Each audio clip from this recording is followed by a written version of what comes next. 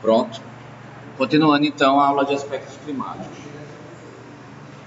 Reduzir um pouquinho esse ventilador. O som dele está meio cruel.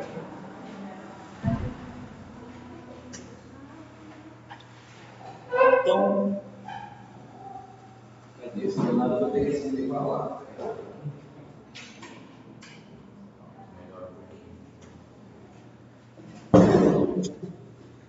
E aí, ó, na aula passada, a gente já introduziu aspectos climáticos e a gente começou a estudar alguns subaspectos, né? Na verdade, a gente, como eu já havia falado, a gente está fazendo uma prévia superficial do que vocês estudarão na disciplina de conforto ambiental, pelo menos assim espero, né? Que vocês tenham esse conteúdo. Então a gente vai ter essa prévia aqui. Mas na verdade a gente está preocupado com um pouquinho mais do que o que se vê em conforto ambiental em termos de visão de planejamento. A gente está preocupado realmente com a questão do bioclimatismo, talvez até com alguns conceitos básicos de sustentabilidade, que faz parte do contexto contemporâneo da arquitetura. As pessoas esperam que nós possamos projetar edifícios que eles tenham características que sejam de intervenção mínima, que possam durar, que possam se autossustentar.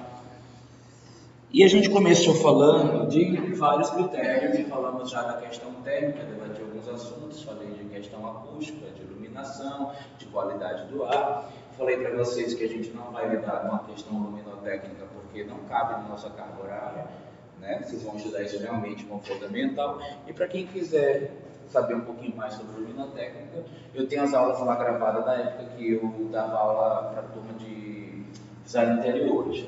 Porém, considerem que está com alguns aninhos de defasagem lá, né? Então, algumas coisas que eu falei lá, por exemplo, quando eu falo lá na aula que LED é uma super novidade, não é mais, né? LED já é realidade.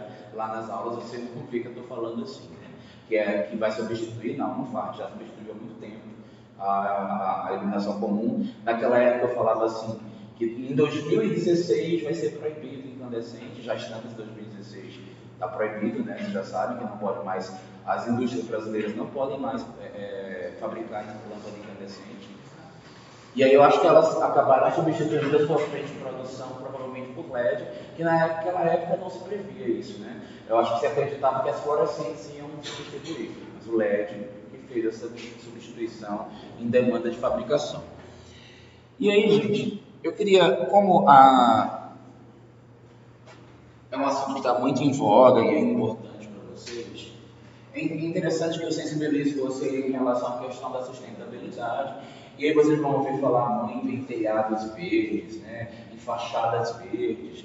A gente precisa ter um certo cuidado com esses conceitos, porque quando se fala em bioclimatismo e se ignora que para você praticar sustentabilidade do ponto de vista ambiental no edifício, você precisa estar envolvido num contexto muito maior do que você fazer um telhadinho em cima da sua casa ou entupir as varandas do seu prédio de jardins, porque muitas vezes as consequências de manutenção elas são muito mais sérias do que a gente imagina. Então, o interessante é se fazer um estudo mais aprofundado e ter profissionais que têm conhecimento aprofundado nisso, no momento de propor uma ousadia nesse sentido, porque não é uma coisa que se faz assim pelo puro desejo de fazer ficar sustentável, sem ter nenhuma consequência, não. E muitas vezes tem custos altos para se fazer. Eu não estou dizendo para não se praticar, ao contrário, eu estou dizendo que essa é a tendência da arquitetura contemporânea, mas exige-se um pouco mais de responsabilidade, tá? Então, aconselho a vocês que estudem mais ao propor coisas desse tipo aqui, porque elas não são coisas fáceis de se conseguir no estado atual em que o Brasil está, do ponto de vista da sustentabilidade. Se a gente falar, por exemplo, na Europa mais deixa eu ver, no norte europeu, a gente vai ver que os países lá estão estupidamente evoluídos em relação a isso. Eles projetam uma cidade inteira para ser sustentável, fazem um bairro inteiro com esse tipo de soluções. É uma coisa onde vai se obter um resultado muito maior do que no Brasil. Então, eu quero só que vocês tenham essa sensibilidade em relação a essas questões dos projetos. O que não quer dizer que a gente não possa trabalhar com determinadas coisas que já funcionam no Brasil, como, por exemplo, a reutilização de água pluvial, que é uma coisa super recorrente, super comum e que os arquitetos fazem. Eu, por exemplo, eu projeto toda a casa minha pensando nisso. Não, eu discuto com o cliente se ele deseja ou não, eu tento vender essa ideia quando o cliente aceita, né? Não são todos que vão querer aceitar isso. A utilização de placas fotovoltaicas para a utilização em energia solar. Só que a energia solar a gente começa a colocar também na balança. Até que ponto vale a pena? Eu já fiz o teste, por exemplo, na casa da minha ex-sócia, onde o nosso escritório era perto da casa dela, e até o nosso escritório ficar pronto, a gente trabalhou muito na casa dela, que ela também não estava morando lá, ela estava construindo a casa, e a gente melhorou um pedacinho da ponta da casa para ficar trabalhando até o escritório ficar pronto. E o que acontecia lá quando a gente utilizava o chuveiro, né? Porque o escritório, para mim, para minha ex-sócia, a minha primeira ex-sócia, era quase que a segunda casa da gente. Então, a gente passava o dia inteiro. Então, nosso escritório, como até o meu também, hoje em dia é desse hábito dela. Tem tudo, tem cozinha, tem banheiro, tem micro-ondas, geladeira, fogão, tem tudo dentro do nosso escritório, né? Então, a gente lá tomava banho direto. E acontecia que quando a gente ligava o chuveiro, até que o aquecimento solar chegasse no chuveiro, a gente deixava ligado lá, ficava a água gelada uns 5 minutos caindo. Eu me pergunto até que ponto esse sistema que foi colocado na casa dela seria eficiente do ponto de vista de sustentabilidade, porque está economizando energia, mas está desperdiçando uma quantidade enorme de água. Então, esse tipo de coisa a gente tem que estar muito atento nesses detalhes. Como se fala, por exemplo, de telhado ecológico, ele vai ter um telhado verde, reduz a agressão ao meio ambiente, porque quando você coloca esse telhado, você reduz a reflexão dos raios ultravioleta, reduz o efeito estufa. Mas será que você não causa outra coisa muito pior para produzir o cimento e os impermeabilizantes que vão ser utilizados nessa cobertura? E outra coisa, impermeabilizante para jardim não é uma coisa que você coloca e fica lá pro resto da vida, não. Se você não investiu uma grana substancial, daqui a 2, 3 anos você vai ter que trocar aquele impermeabilizante ou reforçar ele ou dar no mínimo uma manutenção. A maioria dos impermeabilizantes, com 5 anos, eles precisam de uma revitalização total.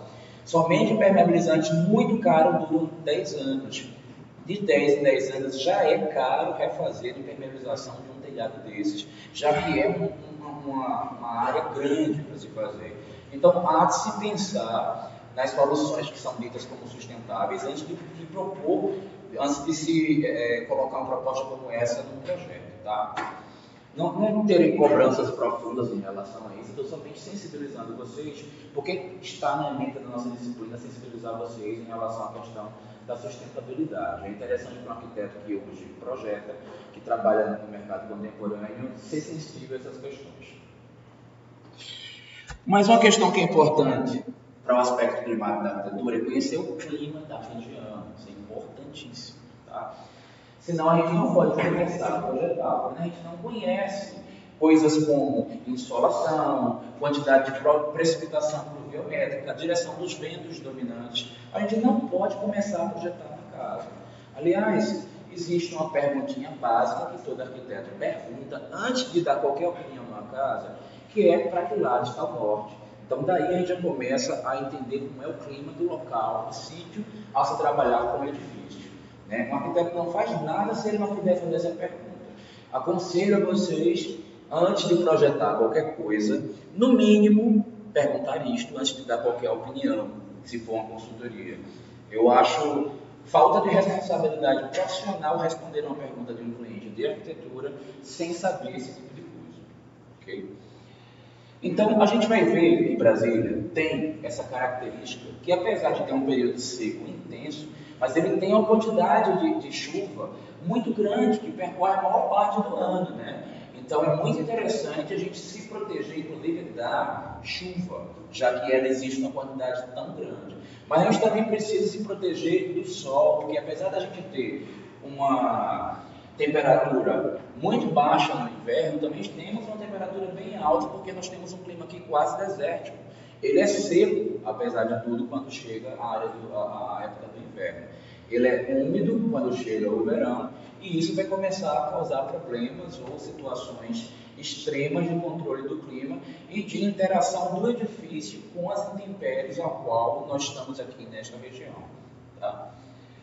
A gente vai ter uma incidência na época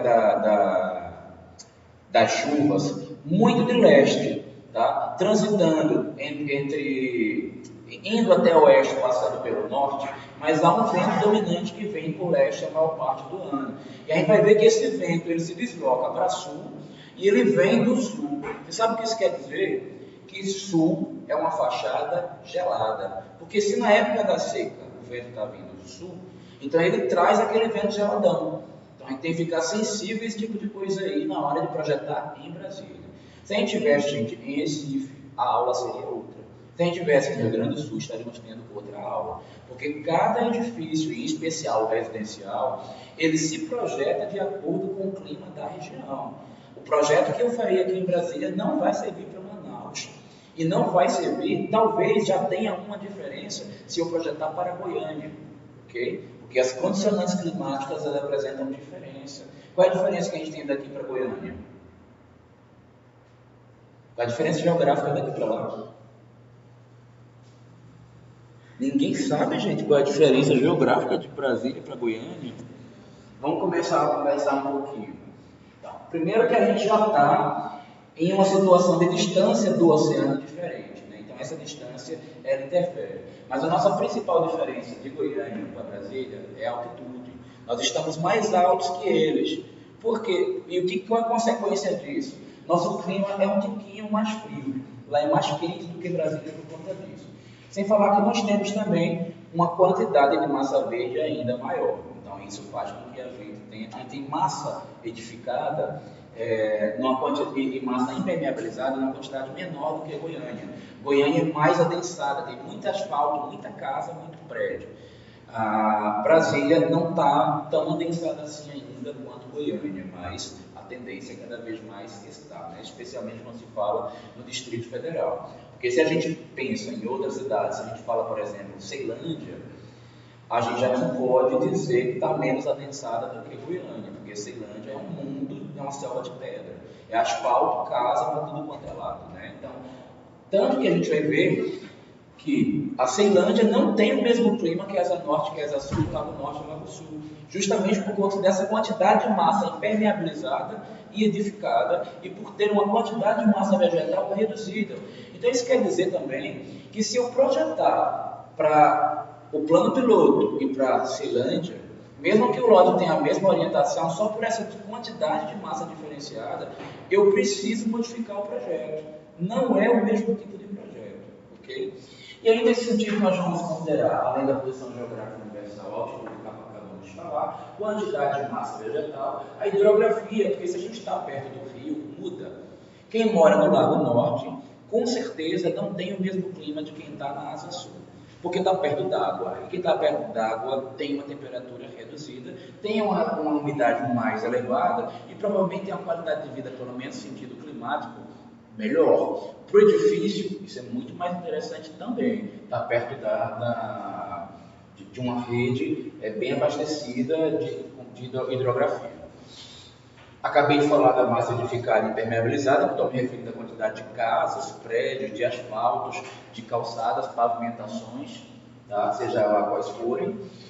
E é interessante para a gente saber os ventos dominantes. No slide que a gente está vendo aqui na sequência, vocês viram alguns dados, né, que foi dado pela IAB no concurso que teve para projetar um edifício que eu não consigo me lembrar agora, e fica aí como referência para vocês, para tomar como base no momento não somente da prova, como da apresentação dos seminários que vocês vão participar em seguida, tá? Gente, nada que eu estou passando aqui para vocês é somente por falar. Então, isso aqui é um quadro que depois é bom vocês relerem, tá? Vai ficar para vocês como orientação. Já falei dessas características aqui, ok? Que estão os ventos dominantes, a nossa incidência, quantidade de chuva, O objetivo de todo arquiteto é tentar fazer com que a gente esteja numa limiar entre quantidade de vento, quantidade de insolação, quantidade de umidade, porque o ser humano ele anda dentro de uma linha que enquanto ele está nesse limite, ou de insolação, ou de umidade, de ventilação, ele está no conforto. De temperatura também, né? A temperatura vai subindo, ele vai exigindo ter um pouco mais desses fatores, exigindo com ventilação, umidade, para que ele se sinta confortável. À medida que esses critérios vão sendo reduzidos, ele não vai mais se sentindo confortável. E a gente precisa favorecer isso a partir do edifício, quando ele não encontra essa situação. Lembrando, gente, que ar-condicionado é tarefa da engenharia. Quer dizer, então, que o arquiteto não põe ar-condicionado a projetar edificação. Não, nem isso. A gente vai extrair do edifício o máximo que ele atinge pela forma dele. E no momento em que a gente não conseguiu chegar no condicionante máximo, a gente vai apelar para a engenharia, que afinal também é uma coisa que nós, arquitetos, temos que ter conhecimento também. Mas, um papo mais profundo sobre isso, vocês vão bater lá em conforto ambiental, que não é na minha disciplina. Estou fazendo somente uma sensibilização, porque vocês vão começar agora a equilibrar no projeto de vocês essas questões todas ao começar a desenvolver. Vão ter que pensar no que a gente acabou de falar, sustentabilidade, incidência solar. Não sei se cabe a história do telhado verde, a não ser que vocês façam pesquisa muito grande e saibam defender. Acho arriscado agora no terceiro semestre fazer uma proposta como essa. Né? Eu particularmente, eu tenho péssimas experiências com esse tipo de projeto, mas é porque está muito em voga, muito em alto assunto, então eu estou provocando vocês. Vão ter que começar a pensar por onde o vento entra, por onde o vento sai da sua edificação, que tamanho são essas aberturas e virado para qual incidência está, como é que vocês fazem as renovações das fontes de energia, enfim. Pensando aqui na casa como uma máquina de lidar com o ambiente também, e pensar que dentro disso tudo tem um ser humano aqui dentro do espaço. E a gente vai ter que localizar ele nesse contexto todo e fazer com que ele se sinta confortável. Mas você não consegue fazer nada disso se você não conhece a carta solar da cidade em que você está trabalhando. Então, gente, essa é a carta solar de Brasília. Como é que a gente faz a leitura básica? Não vou me aprofundar nesse assunto novamente, porque eu não estou dando aula de conforto ambiental. Mas vocês têm que, no mínimo, ter afinidade com esse bichinho que está aparecendo aqui. Já tiveram acesso a ele? Gente, minha opinião particular. Se vocês não tiveram acesso a ele, vocês não poderiam ter projetado nada desde o início da faculdade. Tá? Porque, para mim, isso é erro de projeto. Você começou errado se você não está analisando isso daqui. Não tem acesso a isso aqui, não comece a projetar, você vai errar. Okay? Agora, obviamente, que talvez vocês estivessem no exercício de compreensão de arquitetura, onde fosse necessário isolar isso daqui, para que vocês estivessem tão amarrados a exigências do início de curso. Carta solar. Carta solar. Na carta solar de Brasília, a gente vai perceber, ó, isso aqui são os meses ao longo do ano, ok?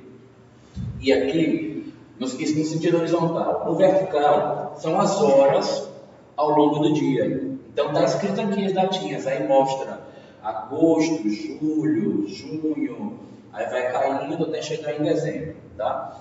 E aí, a gente vai perceber que vai acontecer nos dois extremos de solstício.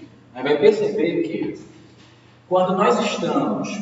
Espera aí que eu também me perco. Deixa eu voltar a rebobinar minha fita, meu HD está processando. Sim. Quando estamos no verão, aqui em Brasília, como é de se esperar em qualquer cidade, a tendência natural na região geográfica onde nos encontramos é nascer no leste, falando do Brasil. O sol nasce no leste, se põe ao oeste. Então, toda vez que quiser tentar se orientar, pense que você coloca a sua mão direita no leste, coloca a sua esquerda no oeste e olha para o norte. Como é que você descobre, então, onde é que a mão direita vai? Vai para o lado que o sol está nascendo. A outra, automaticamente oeste, você está olhando para o norte. É uma maneira fácil de você nunca esquecer. O sul está sempre nas suas costas. Tá bom? Aí, o que vai acontecer? Nós vamos entender que, por exemplo, aqui são os meses. Vocês percebem que por conta desse deslocamento do gráfico, mais em direção ao norte, isso quer dizer que ao longo dos meses, nós temos muito mais insolação passando pela fachada norte. Então, o que acontece com o Sol? Nasce em leste, passa pela fachada norte, ó, banhando. Nossa casa está aqui nesse ponto central, nosso edifício de referência para análise. E aí, ó, o Sol nasce aqui, ele vai andando, ele está no alto também, vai subindo, vai andando, ó, e vai jogando o Sol aqui neste edifício que está aqui no meio. Quando chega o fim da tarde lá no oeste, ele cai. Chega uma época do ano em que ele está se aproximando do inverno, está chegando o inverno, o Sol anda por cima da casa, perceberam? Ele chega aqui em cima. Isso quer dizer que nessa época aqui, ele nem joga Sol no norte, nem joga Sol no sul. Ele fica em cima do prédio jogando na cobertura. Aí a gente começa a se preocupar com cobertura nesse momento, porque também é uma maneira de fazer troca climática. Mas ao final da tarde, da metade do ano para frente, ele começa, no finalzinho, ó, dar uma banhadinha de sol de leve na fachada sul. Gente, concatenem as ideias na hora de pensar no projeto. O que acontece com fachada norte, em Brasília? Sol, maior parte do ano, ele nasce lá no leste, aí ele joga um solzinho lá no leste, tá? Aí ele vai subindo, sol no norte. Passa o dia inteiro jogando sol no norte. Quando ele está perto de cair, joga sol no oeste, certo? Isso, verão. Chegou o inverno, ele dá uma pontadinha de sol aqui na fachada sul de leve, vai para cima de casa, não bota sol em ninguém e se põe lá. Agora, o que acontece nesse período com o vento? Estamos no inverno, o que acontece com o vento? Não entendi nada, moçada. O vento aumenta, os 10% sempre aumentam. Você tem isso para combinar? Olha só, o vento, eu acabei de falar, gente, no outro slide, que o vento na época do inverno ele é sul. Então nem tem sol e ainda tem vento gelado vindo nele. Gente, fachada sul em Brasília é a falar fachada gelada. Se uma fachada gelada, o que a gente faz com ela em termos de forma de edifício?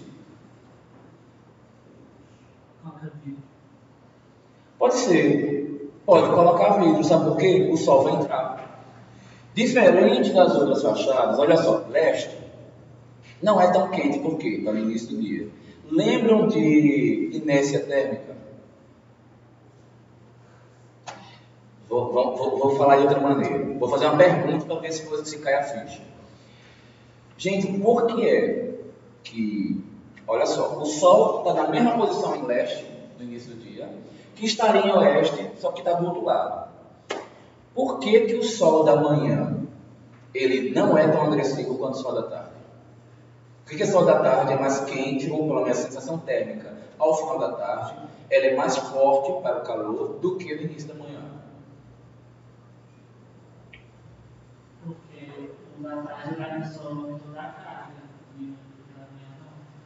toda a carga calorífica de insolação do dia inteiro passou pelo norte e já aqueceu o edifício dando uma volta por quase todos os lados, porque além do sol no sentido que você está, existe o prédio que está atrás que recebeu o sol e refletiu nas costas do prédio também, então vem de todos os lados. Então, o sol da tarde, ele está num ângulo de incidência que além do ângulo da radiação que ele joga, ele também pega o calor que já passou o dia inteiro repercutindo nos demais edifícios, nas pavimentações. Então é só por esse motivo que ele é quente. Isso quer dizer, então, que é muito importante se proteger do sol a oeste, concorda? Porque já está super quente, você ainda está tomando mais sol na cara, tem que proteger. Fachada norte, é importante proteger do sol? Gente, se o sol passa o dia inteiro banhando a fachada norte, eu vou deixar ela virada para o sol, exposta? Não, tem que proteger. Fachada oeste tem que proteger do sol? Tem, porque de manhã cedo é desagradável tomar sol na cara, acordar no calor. O mais gostoso dia de domingo é você amanhecer e ficar na cama até meio-dia, se você quiser. Se o seu cliente desejar isso, você precisa proporcionar. A maioria dos clientes quer. Então a gente protege a fachada leste, mas obviamente que a nossa intensidade de proteção para uma fachada que não está sob efeito de inércia térmica, ela é menor do que numa fachada que é oeste. Agora, digamos que você pegou e botou a sua sala ou o seu quarto no meio entre o norte e o oeste. O que vocês esperam que vocês vão fazer com a forma do seu edifício em relação à insolação? Seria compacto. Hã? Compacta? É uma boa. Mas além disso, a gente deve planejar a forma para ter uma mega proteção contra a insolação. Por quê? Além de pegar o fenômeno da inércia térmica, pega a insolação que veio do norte e pega a insolação que veio do oeste, que são as duas piores ao longo do dia. Então, de antemão, a gente tenta não fazer uma locação, não fazer uma distribuição em que a gente coloque, por exemplo, íntimo, que é um local de permanência longa, e social, que é permanência longa, virado para norte nem oeste. Normalmente, íntimo gosta mais de ir para sul, podendo vir para leste, e social fica entre leste e nordeste. Isso é normal. Agora, óbvio que num programa de necessidade, tem, por exemplo, um de vocês fala que quer visão para paisagem. Então, de repente, não dá para fazer isso. Aí, digamos que acabou sua sala caindo para norte ou para o noroeste. Está errado? Não está. Mas está errado jogar para cá e não se proteger. Como é que você se protege? Ou com anteparos ou com a própria forma do edifício. Você vai modelar ele para que ele consiga fazer essa situação. Vamos ter uma noção agora de como que é o trânsito do sol ao longo do dia, porque vocês vão poder daqui para frente simular até com o celular. Botou o celular no ângulo que a gente está estudando agora, você vai meio que testar se o que você fez com a forma da sua casa protege ou não. A gente vai ter umas imagens daqui a pouco também, onde vocês meio que vão enxergar e se sensibilizar com essas questões. Olha só, então o que acontece aqui quando o sol está a leste? Então vamos lá. Eu sou edifício.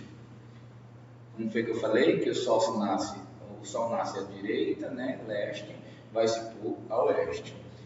Quando ele nasce aqui, ele está baixo, concorda? E ele vai estar, como aqui é norte, ó, meu rosto é norte, meu braço esquerdo, deixa eu ver como é que está aqui na câmera. Tá, dá para ver lá. Então, ó, direita, leste, oeste, automaticamente contrário. Estou olhando para o norte. Então, o sol nasce aqui embaixo e eu estou cá, sou o edifício. Ele vai subindo, subindo, subindo. Vamos congelar esse momento. Se eu estou vindo por aqui e eu quero me proteger deste sol, ele está andando para conseguir chegar lá lateralmente, certo? Quando ele está andando lateralmente, ele vai jogar insolação para mim. Como é que eu me protejo dele? Se ele está vindo na horizontal, eu me protejo na vertical. Estão entendendo, gente? Conseguem concordar? Então, ó, é como se fosse isso aqui, ó. Ele está vindo de lá. Eu quero me proteger. Aí eu vou chegar, eu vou botar uma proteção na horizontal, vai funcionar? Não. Veio assim, ó, horizontalmente, eu me protejo verticalmente. Só que aí vai acontecer o contrário agora. Ele vai subindo, subindo, subindo, subindo. Lembram que meio-dia o sol está lá em cima? Aí eu pego e boto a proteção vertical. Funciona? Não. Então, o que é que eu faço? Horizontal. Vai dar certo? Vai. Só que se lembre que essa fachada aqui que é norte, ela não fica esperando meio-dia para se proteger, não. O sol está andando e está jogando sol nela. E que isso quer dizer que há uma mistura de verticalidade com horizontalidade que está rolando. No leste, também não quer dizer que não tem essa horizontalidade. Tem um pouquinho também de horizontalidade na incidência solar, mas a predominância é vertical. Cheguei aqui no meio-dia, o sol está aqui, estou me protegendo com coisas horizontais. Aí passei, cheguei no oeste. O oeste está de novo lateralizado, a incidência solar. Eu de novo chego aqui, ó, pá, vertical. O sol está aqui, ó, o tempo todinho fazendo esse movimento. Lá atrás, o que está acontecendo? Sombra. Sombra durante todo o verão. Chega o inverno, sombra de novo. Só que no iníciozinho do fim, um tiquinho de nada de sol. O que eu tenho que fazer com esse tiquinho de sol que está chegando lá? Deixar entrar. Então o que é que você vai fazer? Não vai fazer nada lá no sul. E vai se proteger muito aqui no norte. Bastante também no oeste, um pouquinho menos no leste. Se quiser, por uma questão estética, proteger ambos iguais, também está valendo, ok? Mas a gente precisa considerar esse conceito do trânsito do sol ao longo do dia para projetar qualquer coisa, e isso será cobrado de vocês. Vocês entenderam bem essas questões aí, gente? Está claro para vocês? Pratiquem, porque isso será cobrado. Então vamos agora entender também como é que a gente faz isso na prática. Pergunto para vocês: esta casinha aí está bem projetada? Sim ou não? Oi? Opa, a pergunta que todo arquiteto tem que fazer antes de responder qualquer coisa. Se você não sabe onde está o norte, você não vai responder nada. Então, agora eu vou perguntar de novo, porque agora vocês vão ter o dado que é necessário antes de responder. Essa casa está bem projetada do ponto de vista climático, somente, não estou falando funcional, tá? Somente do ponto de vista climático, é o que a gente está estudando agora. Está sim ou não?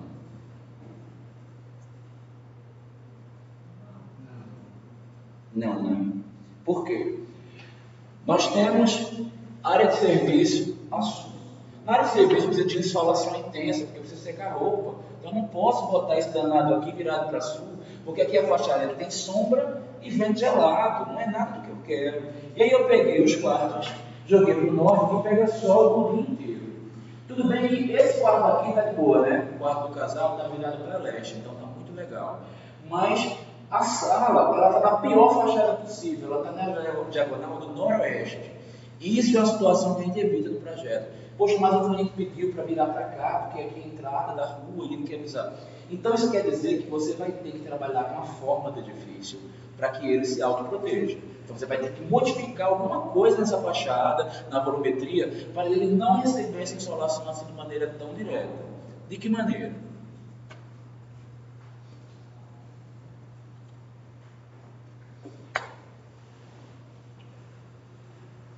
Antes da gente começar a ver como solucionar, vamos primeiro nos sensibilizar em relação ao que acontece com os edifícios.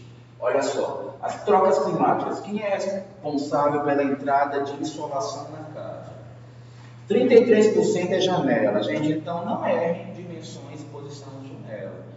Janelas que são viradas, janelas ou vidros, ou sei lá, as aberturas que vocês vão criar, voltadas para norte e oeste, elas precisam ter proteção, de alguma maneira. Se não da forma de elementos que são colocados nela. Telhado é responsável por 22%. Isso quer dizer que você precisa pensar em condução térmica. Quem é que está servindo de isolante térmico nessa cobertura? Qual é a técnica que você está utilizando? No dia da apresentação, eu não vou dar uma aula profunda, porque vocês estão estudando isso em tecnologia e vão fazer pesquisas. A exigência não será alta, mas vocês precisam defender por que o seu telhado foi um tal tipo de telha ou tal tipo de tecnologia e qual a consequência disso para a questão térmica no dia da apresentação, tá? Não se esqueçam. O piso só vai ser responsável por 20% das trocas, não de insolação, mas para as trocas térmicas, porque a temperatura do chão, que está normalmente frio, né, que vem do solo, ela também penetra na edificação. Então há também essa capacidade de troca aí. As paredes vão ser responsáveis por 25%. Gente, 25% é o segundo maior depois das aberturas. Então parede e abertura são dois elementos muito importantes. Portanto, é importante dizer que tipo de tecnologia você utilizou na tua redação quando estiver apresentando, porque eu vou querer saber e por que trabalhou. Durante as orientações, vocês podem fazer discussões comigo para chegar nisso. Podem discutir com o professor de tecnologia, ok? O importante é ter algo a dizer. E não se preocupem se na primeira apresentação o que você apresentou tiver algum equívoco, porque a primeira é para corrigir, é para apontar o que está errado. Eu não dou nota na primeira. Então, só pesquise e apresente. Se tiver errado, tiver falha, se eu vou falar, você vai poder pesquisar de novo. Só pesquise e tenha ela.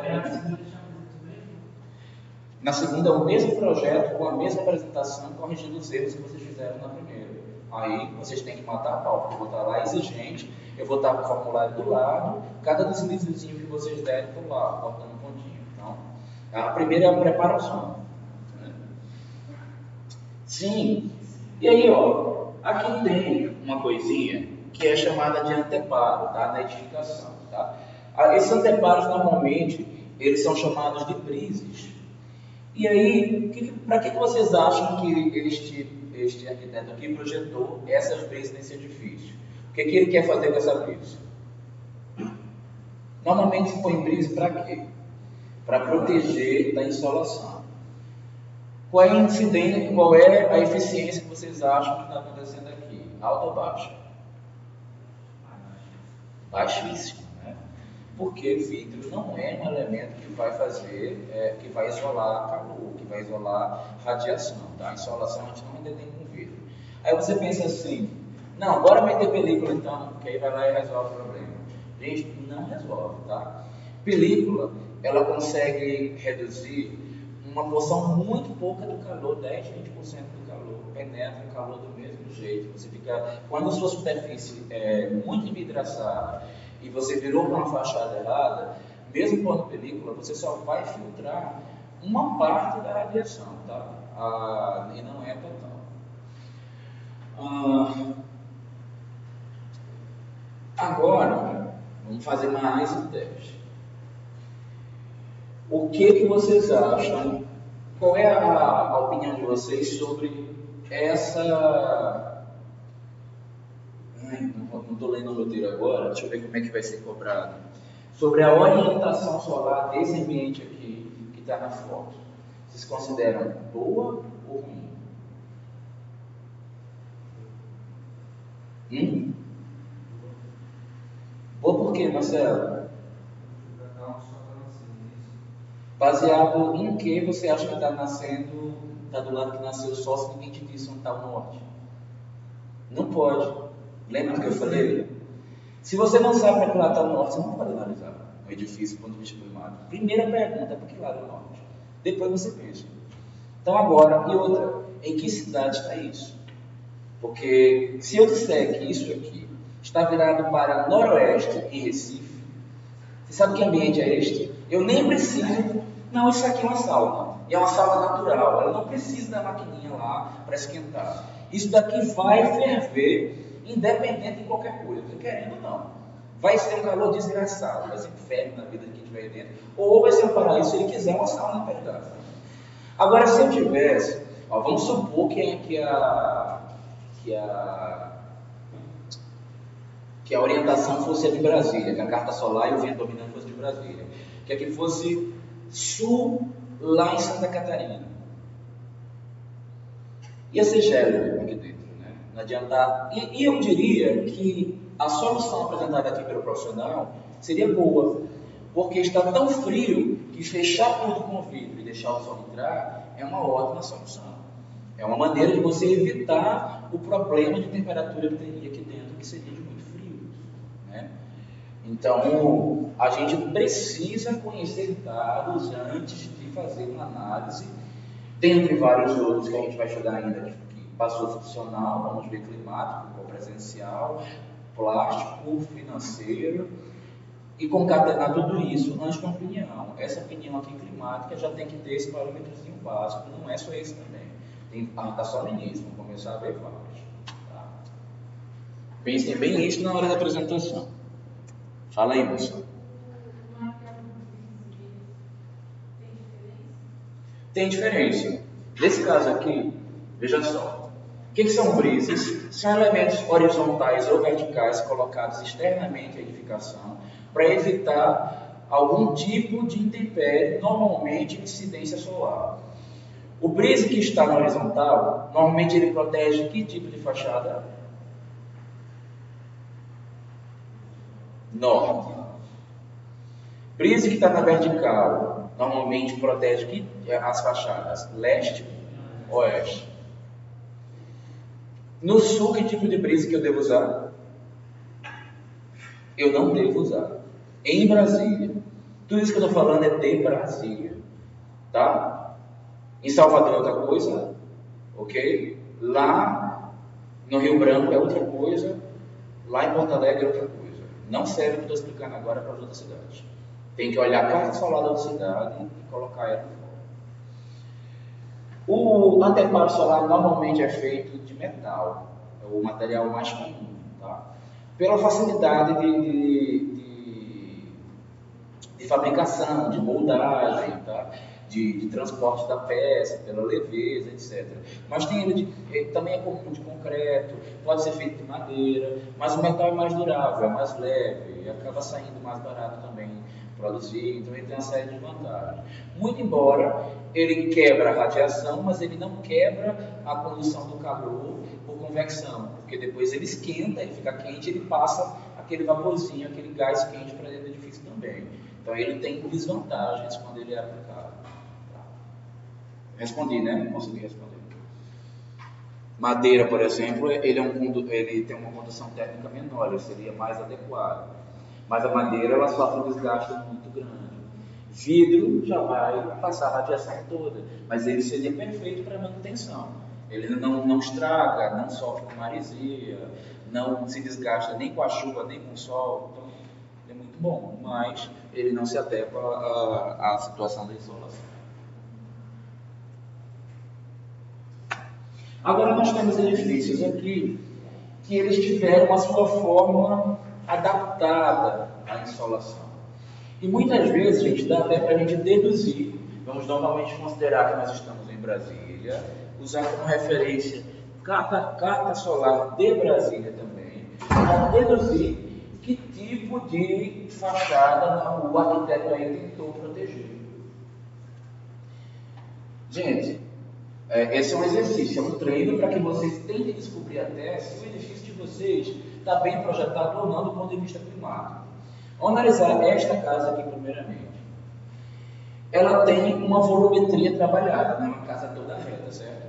Já vou de antemão para vocês antecipar que casas todas retinhas, elas podem ser muito bons para a questão plástica, como ela pode ser muito bom para a questão financeira. Mas no Brasil, normalmente não é boa para a questão climática. Então, vocês vão ser incentivados na minha disciplina a trabalhar com essa volumetria para não pegar, fazer uma planta baixa e dar uma estrutura nela e fazer ela ficar alta. Tá? A gente, inclusive, vai aprender isso na próxima aula. Existe tendência natural, depois que aprende a estrudar, a fazer uma planta subir reta. Isso é ruim no Brasil. Tá? Há uma diferenciação de volumes aqui. Essa diferenciação ela é horizontal ou vertical? Vertical. Vocês estão percebendo que quando o sol bate na parede, ela protege o restante das demais por conta dessa diferenciação de volumetria? Vai acontecer a mesma coisa com o projeto de vocês. Vocês vão propor formas que tenham um grau X ou Y de elaboração e vai dar essa proteção ou não de acordo com a incidência. Como é que nós vamos simular? Vamos fazer igual eu fiz aqui agora há pouco. Vai botar a tua casa lá, tua maquete física lá, vai ligar a luz do celular, vai botar a lateral, vai ver como é que o sol bate. Vai botar lá em cima ao meio-dia, vai botar mais vertical e vai ver como é que ele incide. E aí vocês vão fazer os testes de vocês. Aqui da vertical, vocês deduzem que essa fachada aqui é qual? Norte, sul, leste ou oeste? Esta. Norte. As proteções a norte, elas são verticais ou elas são horizontais? Horizontal. Então, norte a gente já descartou. Tá? Lembrando que isso aqui é só hipotético, tá? Eu não sei onde essa casa é, não sei nada. A gente está fazendo uma dedução baseada na teoria que a gente acabou de estudar. Leste ou oeste, porque tem vertical. Vamos fazer uma dedução baseada só na teoria, porque eu realmente não faço ideia do que esse arquiteto quis fazer aí, nem onde isso aí é. Oeste. Pensa assim, gente. Tem muita diferenciação vertical ou pouca? Muita. Se tem muita, a tendência maior é que seja oeste. Se tiver pouca, talvez leste. Ok? Digo talvez, porque a gente está querendo acreditar que o arquiteto aqui se esforçou para fazer um bom projeto. Porque pode ser que ele não quis se esforçar também. Natural, tá? Ou o forte dele não é resolver a questão climática da casa. Ele faz a casa linda lá e a gente fica com essa má fama que a nossa profissão tem. Né? Pode ser também. Gente, aqui já não é a forma do edifício que está pintando. Olha o que o cara fez aqui. Ele colocou anteparos horizontais e verticais. Ok? E aí? Vocês acham que aqui é o quê?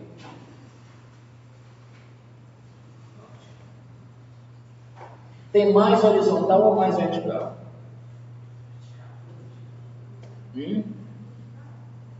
Acho que tem mais vertical, está mais para vertical. Mas tem um pouco de horizontal também, né? Sabe qual seria o meu chute?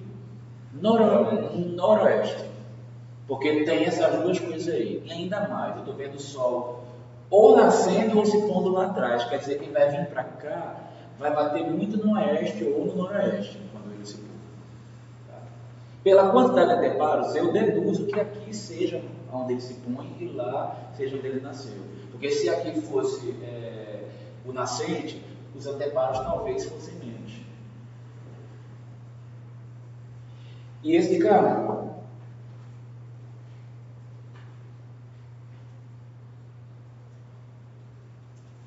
então vou fazer uma pergunta para ajudar vocês a deduzir. Existem intenções aí de proteção através da fórmula verticais ou horizontais?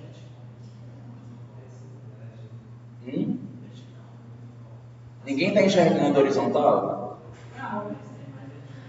Tem mais vertical, você está certíssimo. Gente, quando a parede faz isso, ela se inclina, ela também gera uma projeção horizontal, também se protege, de certa maneira. É pouco, mas rola. E está rolando aí. Como há mais vertical do que horizontal, eu diria que isso daí está rolando no Nordeste, por exemplo. Ok? Não, desculpe. Não. O vertical está muito. Então, Oeste. Tem um pouquinho de horizontal. Então, Noroeste. Mas esse Noroeste ele está bem mais para o Oeste do que para o Norte. Ok? Então, isso é uma dedução estritamente teórica. Não se faço ideia também como é que está lá no edifício. É somente para sensibilizar em vocês essa necessidade de trabalhar a forma para lidar com as interações climáticas da situação geográfica que temos no Brasil, com ênfase Brasília, porque é o alvo do projeto de vocês. Tá bem claro isso aí, gente? Vocês têm dúvida? Massa.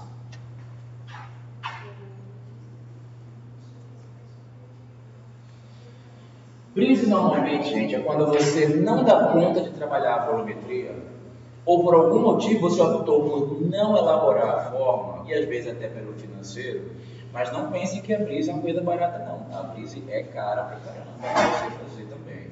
Então, há de se pesquisar muito bem a sua solução, antes de simplesmente propor um prédio todo reto e entupir ele de brises, ok? Então, normalmente, como a gente acabou de ver, as soluções, as brises podem ser horizontais e verticais. E a gente, em Brasília, opta mais pelas horizontais quando a gente está preocupado em proteger norte e pelas verticais leste e oeste. Eu não botei nenhuma foto aí vertical, só botei coisa horizontal. O interessante dessas brises, para que elas sejam eficientes, é que haja uma possibilidade de articulação, porque a brise fixa, em algum momento do dia, o sol vai andar e vai entrar. Quando ela é articulável, você gira e ela vai acompanhando o movimento que o sol tiver. Então, normalmente as casas são projetadas com brises que têm articulação. Aqui, por exemplo, ó, tem umas que estão mais abertas, outras mais fechadas, porque depende muito de quem fez o manuseio lá no interior do edifício. Aqui está parecendo, apesar de cá já são de madeira, né? Está com cara de madeira aqui. Mas é mais comum as de metal, como a gente vê nas outras duas fotos.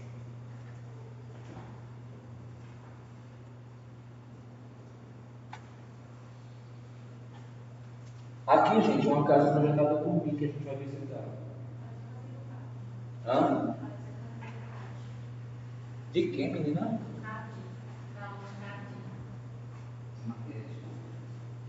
Bom, não faço ideia. Mas enfim. Qual é a dedução que vocês têm aí dessa casa? Qual é a incidência que rolou aí?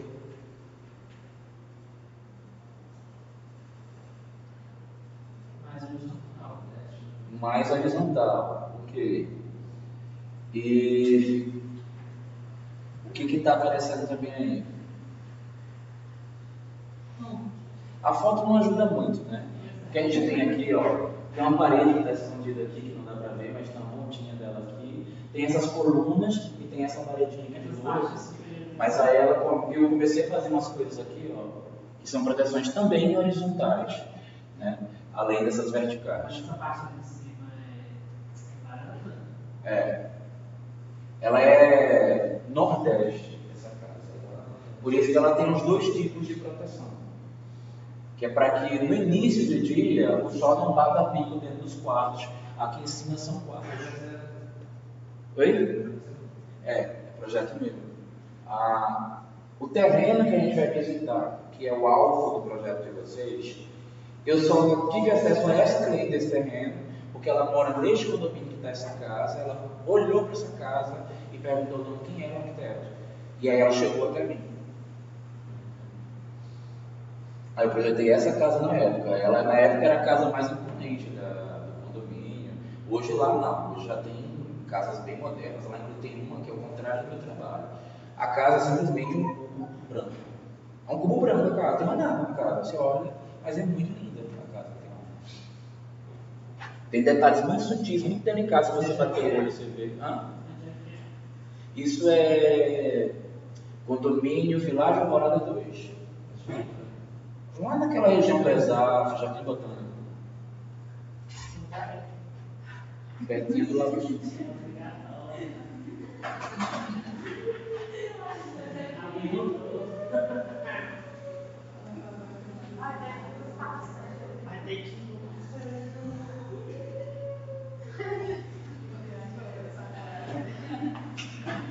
Gente, vamos então agora aproveitar o conhecimento que vocês já têm e fazer uma análise desta casa. O que vocês me dizem desta casa?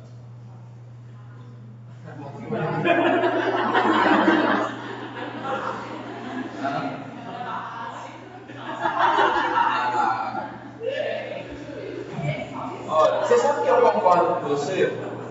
Eu também acho que essa casa é bafo. Sabe por quê? Porque é quente, deve ter um bafo aí dentro na hora que... Mas peraí, como é que vocês estão analisando e não perguntam para que lado é o norte?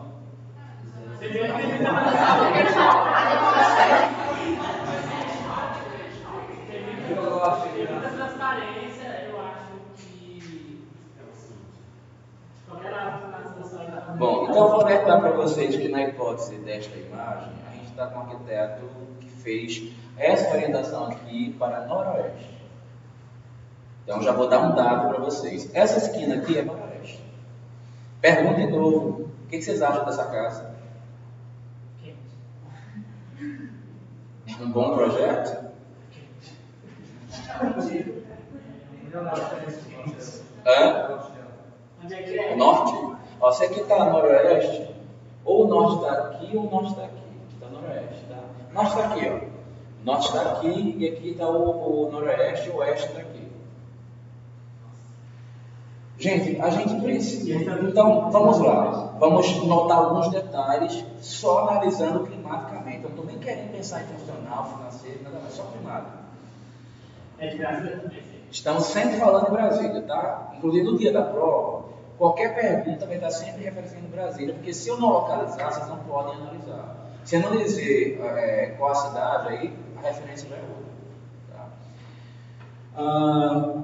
Primeira coisa que a gente vai analisar, gente, é que a gente protege o edifício da insolação com a própria forma dele. Além disso, a gente não coloca as esquadrias assim, tão à mostra, em toda a sua volumetria, porque não é só do sol que a gente quer se proteger. Chuva quando dá nas esquadrias, também estraga as borrachas. Aí quando a chuva bate o sol, aquilo vai estragando.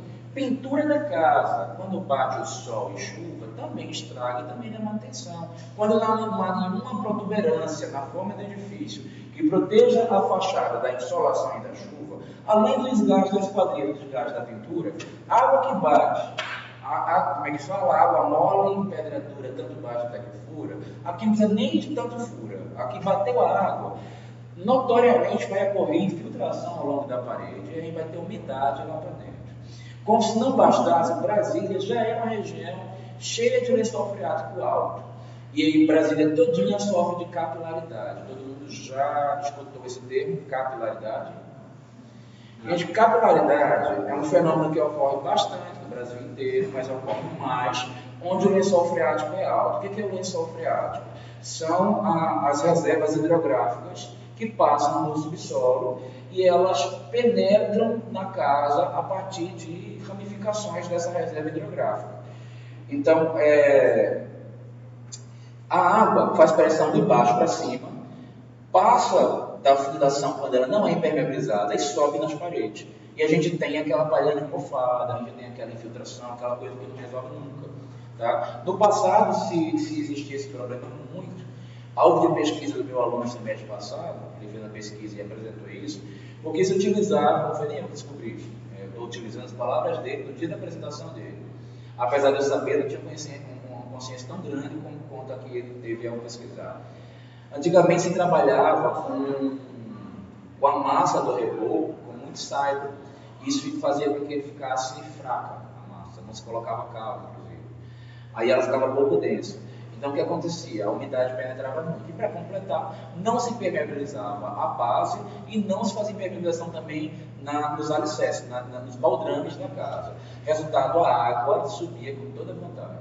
Normalmente, o contrapiso em Brasília, ele tem uma camada de lona por debaixo, antes de fazer o contrapiso, porque senão fatalmente a gente vai ter infiltração e capilaridade.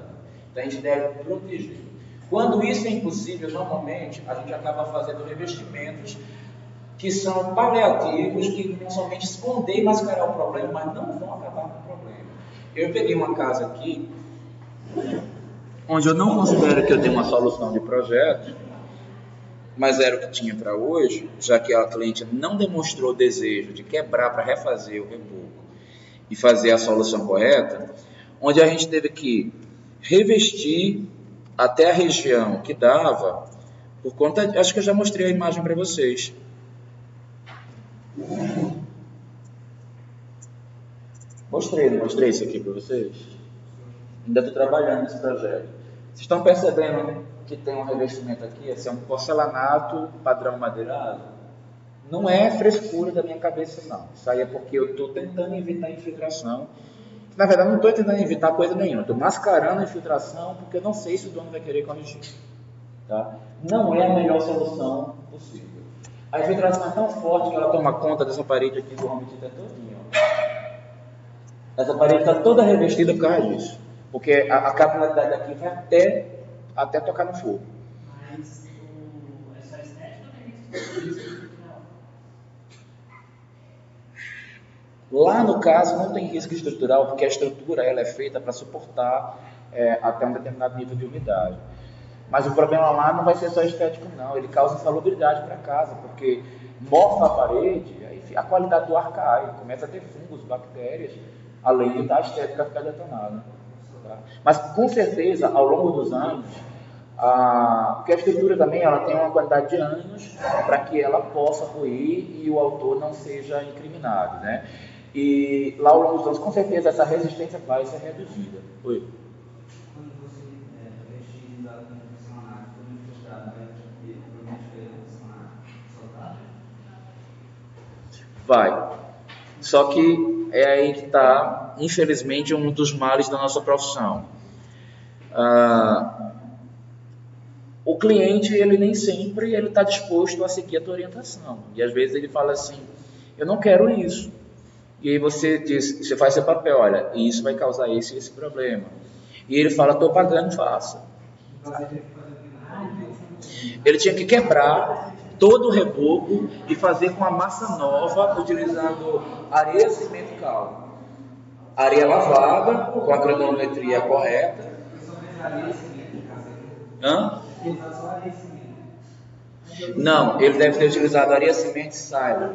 Aí veio muito composto orgânico na composição e isso fez com que a massa ficasse ruim. É uma terra que ela é meio tipo um pó avermelhado. tá? E ela tem características para uso em massa de reboco que não são as ideais para impermeabilização. Hã? Exatamente. E sem falar que provavelmente nesta casa não foi feito a impermeabilização do baldrame. Então deve ter gerado esse tipo de problema lá. Baldrame é a viga que suporta a parede. Não tem vigas que a gente está vendo aqui em cima, a gente vê para o andar de cima, ela está suportando a parede. Essa viga, quando a gente está no andar térreo, ela fica no subsolo, porque ela quem vai sustentar a parede do andar térreo. Voltando aqui. Sim, mas eu estou falando para vocês, gente, que aqui, ó, o primeiro problema dessa casa, com a incidência solar, calor. Segundo, desgaste das esquadrias. Terceiro, infiltração. Se for em Brasília, provavelmente a gente ainda tem a capilaridade que vai utilizar. Então, gente, essa casa, ela precisa de trabalhos, precisaria se ela fosse em Brasília. Tá? Porque a gente vai encontrar tudo isso que eu acabei de falar para vocês. Exposição solar total nesse caso aqui. Gente, nada se projetando horizontalmente. A gente não faz projeções horizontais, não é só para se proteger da insolação norte, não. É para evitar o desgaste também dos intempéries. Insolação para não acabar com os revestimentos, com os acabamentos, e proteger as esquadrias também dentro das coisas. A gente pode evitar isto, sem falar das infiltrações por conta da chuva. Água não é brincadeira, gente. A primeira coisa que a gente faz quando a gente projeta um edifício é ter cuidado com a água. Um dos erros mais comuns que eu vejo em projeto de arquiteto é quando eu pego os condomínios aqui de Brasília. Aí normalmente está assim, ó, a rua está aqui, tá? A rua está do outro lado, e aí tem dois lotes de um lado, nessa que as quadras são normalmente, ó, aquele miolinho de pão, aí tem as esquinas, as casas são assim, e os lotes são tudo recortadinhos, cada para frente, cada para trás. Já viram esse esqueminha? É o esqueminha que tem quase todas as cidades do Brasil. Então tem essa historinha. E aí quando chega no condomínio, tem uma rua aqui, aí normalmente ele tem a topografia assim, acidentada, e aí tem esse declive. Aí vamos supor que você quer deixar uma grande área de lazer na frente, que é bastante verde, para até chegar na sua casa ser verde. Então, o que você vai pedir para o teu arquiteto fazer? Botar a tua casinha aqui atrás. Botar a casinha aqui atrás do jeito que eu acabei de fazer, gente, é simplesmente brincar com a água. Porque na hora da chuva, se não bastasse a água que vai cair ali no terreno, pode ser que a água da rua, se o sistema fluvial estiver ruim, também penetre aqui. Tem uma casa aqui, eu tenho umas imagens que de vez em quando eu mostro para vocês, depois eu vou mostrar ela, que agora eu não sei onde ela estava, demorando muito. Que a minha cliente tinha esses dois problemas. Alagava a água da rua todinha. Quando passava um carro na rua, aí fazia aquele maremoto, vinha para dentro da casa dela, dava um tapa nas esquadrias dela, estourava tudo que ela tinha dentro de casa. Além deste tapa, depois que o tapa dava na casa dela, estragava tudo, e a lama vinha deliciosa, né? Ela tinha um piso solar dentro de casa, que é super poroso, que ele simplesmente encardiu de fora a fora. Ele era um piso bege claro, ele ficou laranja claro.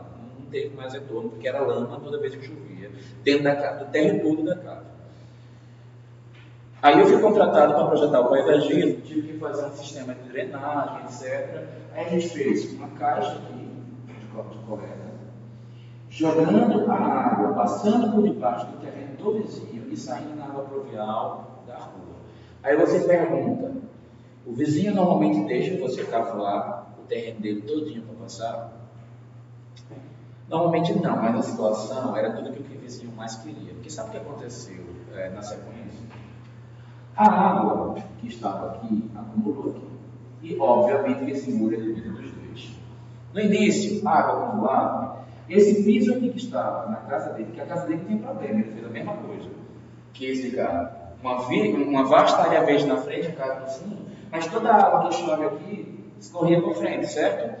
Mas a lama que estava aqui, ó, desse terreno, fazia esse fundo dele ficar todo melecado. Esse foi o problema bobo no início. Porque teve um dia que essa água aqui subiu, E esse moinho fraco que estava aqui não aguentou o peso da água, porque virou uma giga piscina. Esse muro estourou, os tijolos caíram aqui, junto com o maremoto, destruiu a garagem dele, quebrou os vidros e a pintura e a lanternagem do carro todinha foi para o espaço. E aí ele pediu a Deus que, por favor, fizesse isso aqui. Foi quando eu cheguei lá, fiz o projeto e ele deixou, foi ótimo. Ele estava lá quase implorando para fazer o projeto, porque inclusive era a minha cliente que ia pagar tudo, né? Então era tudo que ele mais queria que fizesse. Né? Sem falar que antes disso deu todo um abrigo, porque de quem é a culpa do muro estourar, né? Não sei, acho que é do condomínio, né? Deve ter ido para o condomínio. Né? Enfim. Isso é só para ficar de repertório para vocês viram tanto que é importante o arquiteto pensar em água, em tudo que ele faz no projeto. Esqueceu da água, vai ferrar. Aliás, já que a gente está falando de esquecer de água, vou só falar uma coisinha para vocês aqui. Uma pena, a foto não mostra. Mas, gente, algumas dessas colunas que estão aqui, não é só pela questão climática, não. Quando eu cheguei para fazer essa casa, já tinha sido contratado um arquiteto. O arquiteto me ajudou uma casa. Toda esquisita. O dono olhou para o projeto, via aquele monte. Lembra da aula semestre passado que eu mostro uma planta baixa tudo preto e branco? E eu falo para vocês assim, que o cliente olha, faz assim: joia, arquiteto, você é bom, né? Não estou entendendo nada, mas vai fazer, eu acho que vai ficar lindo. Né? Aí constrói. Foi assim que o meu cliente, depois fez. E aí o mestre olhou para o projeto, o mestre experiente que estava executando, olhou. Aí falou assim: é isso mesmo que você quer, doutor? Sim, manda ver. O arquiteto, vamos lá, fez a casa da minha mãe, não sei quem mais, manda ver, fez a casa. Aí começou a subir. Quando começou a subir, aí o mestre olhou para a casa e disse assim: doutor, tem certeza que é isso que você quer para a sua casa? Essa casa é tão feia, essa casa é tão esquisita, tem tanta coisa aqui que eu não estou vendo que normalmente tem nas casas. Aí foi quando o dono chegou e foi no engenheiro que fez o cálculo da casa, perguntou: cara, você conhece um arquiteto para reprojetar minha casa? Aí o engenheiro deu o meu contato para ele, eu fui lá e reprojetei a casa. Mas já tinha umas colunas grandes e tinha os esgotos lançados. Então eu não pude modificar a posição de banheiro, cozinha, e não pude tirar certas colunas que estavam aí. Então um monte de coisa estava já no lugar. E outra coisa que depois eu tive que fazer, que não estava previsto, que já tinha a estrutura do limite do telhado quando eu cheguei lá. Não tinha previsão de água pluvial. Então, resultado, eu fiz as colunas por fora para poder jogar água pluvial. E aqui do lado eu fiz uma caixa d'água, não dá para ver aqui na foto, que tem um reservatório inferior para aproveitar a água, como eu estava conversando com vocês. Só mais um slidezinho para liberar vocês, só o último comentário, para a gente ir no intervalo. Então, gente, casa chapada, não tem problema estético nenhum, não tem problema financeiro nenhum. Pelo contrário, o plano financeiro é a coisa mais barata que existe. E eu, particularmente, acho a casa bonita, né? Como você falou, a casa é bafo, né? Então, é bonita, né? Mas ela vai ter problemas se ela for do Brasil e Brasília. Aliás, ela tem problemas em quase todo o Brasil. Deixa eu ver se dá para a gente dar uma paradinha do intervalo. Último comentário. Esse aqui é o PGR,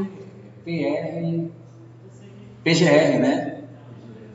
É o PGR. Gente, o que vocês acham de um prédio ou de um edifício redondo?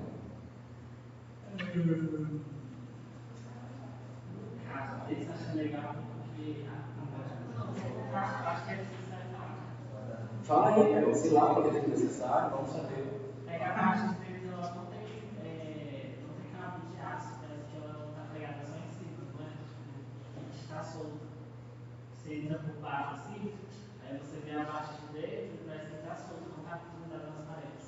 Esse prédio teve um trabalho estrutural no passado, né? Por conta justamente dessa estrutura central, aí teve toda uma repercussão. Mas enfim, eu não sei com detalhes o que aconteceu não, tá? Eu só ouvi o comentário que teve toda uma repercussão estrutural. Mas a gente, nesse momento, estamos na aula só de climática, não estou querendo nem mexer com questão estrutural. E eu quero que vocês faço um comentário com raciocínio só baseado na questão climática. O que vocês acham, independente desse prédio, um prédio que é redondo? Ou seja, ele é unívoco, ele é igual para todos os lados. É bonito, normalmente? Eu acho. Eu acho lindo. Eu, particularmente, acho esse prédio belíssimo. Um dos mais bonitos do Brasil. Mas vamos pensar na lógica que a gente acabou de estudar. O Sol é igual em todas as direções? Pela lógica, um edifício não pode ser igual em todas as direções, se você quiser ser coerente com o projeto. Cada direção ele precisa de um planejamento diferente, com um visual diferente, não é porque você quer um visual diferente, é porque a forma que funciona para determinadas situações vai dar esse visual diferente. Então, só dessa base aí, a gente vai chegar à conclusão que o edifício redondo é ruim. Mas, pior ainda, é se ele for todo redondo, que é tudo igual, e divide de cima até embaixo. Porque o que vai acontecer? Esse prédio recebe incidência solar ao longo do dia, o tempo todo. Qual é a consequência final como solução para essa questão climática? Hã? Norte só que for o norte, mas vai ter incidência de vários outros o tempo todo. O sul vai ser bom.